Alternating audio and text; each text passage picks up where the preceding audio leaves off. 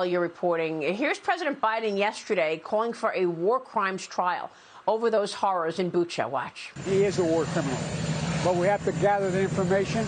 We have to continue to provide Ukraine with the weapons they need to continue the fight, and we have to gather all the detail so this can be have a war crime trial. This guy is brutal, and what's happening in Bucha is outrageous. Up to Allah. Genocide? No, I think it is a war crime.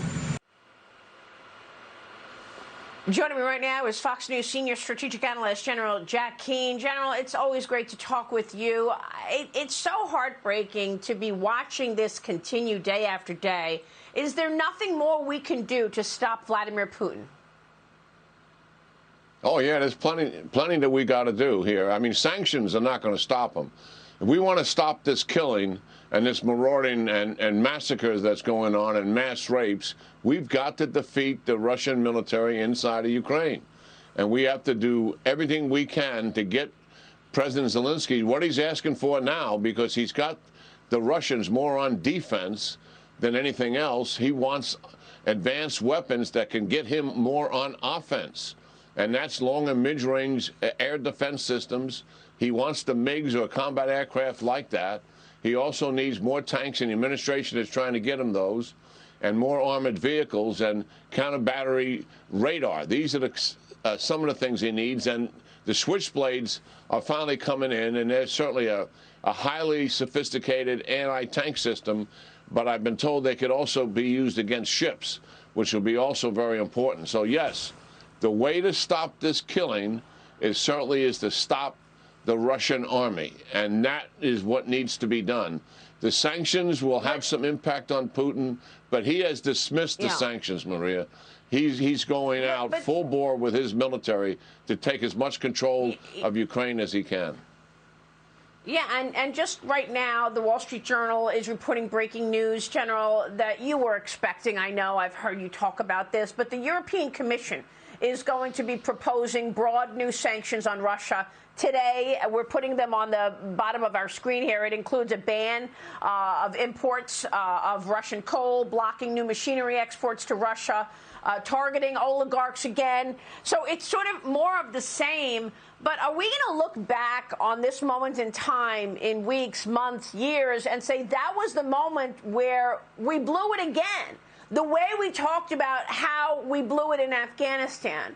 I mean, how much death and destruction needs to happen, before we actually get those MiGs to the Ukrainians? How long have we been talking about these MiG jets that are still not there? No, and it's somewhat shameful because it doesn't take much to do it. I mean, obviously, the Poles were threatened by the Russians, and they wanted the United States to do it outside of a NATO base, fly the Ukraine pilots in there and move them over. But we didn't do it because, again, we did not want to provoke Putin. We got it in our heads that would be an escalation on our part, and Putin could take some kind of adverse reaction to it. I'm absolutely convinced that's what took place here, and it's just dead wrong. I mean, after all of this that has taken place, the way to stop the massacre is to stop Putin's army on the ground. Give the Ukrainians everything we need. We're starting to do some of that, and we have to continue the flow going of all the lesser weapons that have been so vital in terms of javelins and stingers, and even the small arms that has to come, the artillery ammunition. All of that flow needs to continue. But there has to be an advanced weapons flow, is what Zelensky is talking about, if he's going to be able to drive the Russians out. And listen, they are doing well. Obviously, what took place in the north is over. The Battle of Kyiv is lost by the Russians. And in the Donbass region, where they're putting their resources, within the last 24, 36 hours, Ukrainians have repelled them, and they're still holding on to isolated pockets of Mariupol. They conducted limited attacks in the vicinity of Kherson.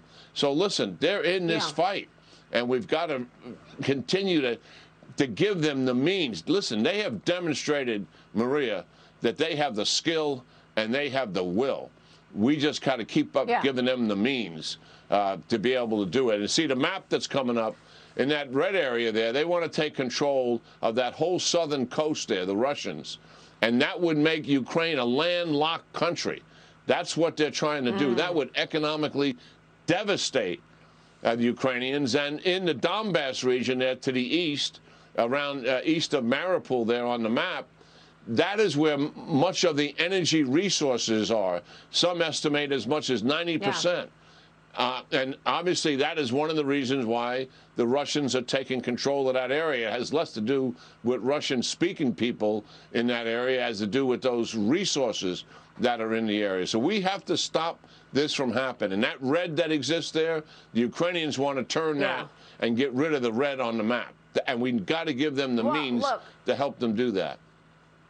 Like you said, it feels very shameful that they are not getting these weapons that they need in a timely fashion. You've said it umpteen times. I've watched you. There is a path for Ukraine to win this, but they need assistance with weapons, and we are slow-walking it. I don't know why. Obviously, somebody's afraid of Putin in the White House, but what they are working on is an Iran deal, okay? And I want to get your take on defense spending. We have to cover these two items right now before you go. The Iranian Foreign Ministry spokesperson says that the country's negotiators, get this, will not go back to Vienna to negotiate anymore. They will only return to Vienna to finalize an agreement to return to the 2015 Iran nuclear deal.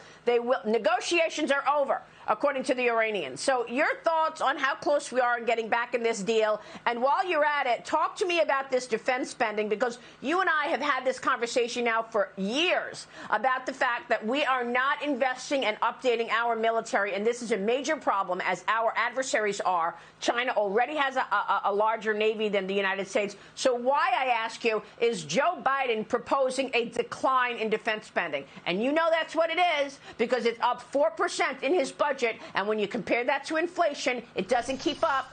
Inflation is running at 8%, so that's a decline of 4%. When it comes to the defense budget, that's actually correct. I mean, when you apply inflation to the 23 budget when it kicks off on 1 October, it's obviously a reduction, because it's a 4% increase, as you indicate there, but inflation's close to 8%.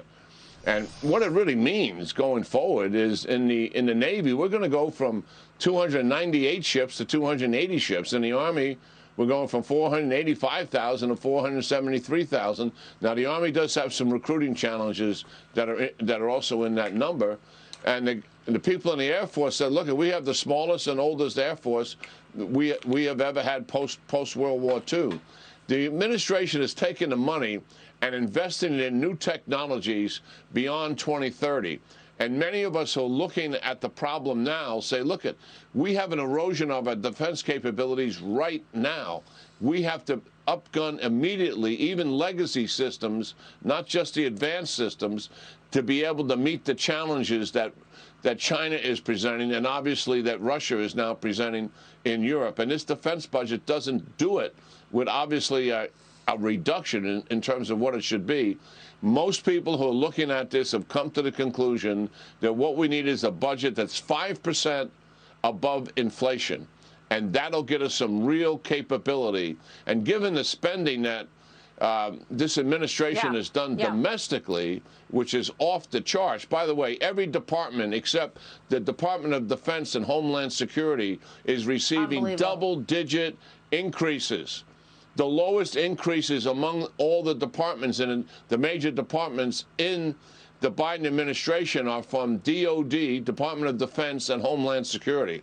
And that tells you where their priorities truly are. This is incredible. That is a dereliction of duty. I'm sorry. Every agency seeing a double-digit increase in spending except Homeland Security and Defense?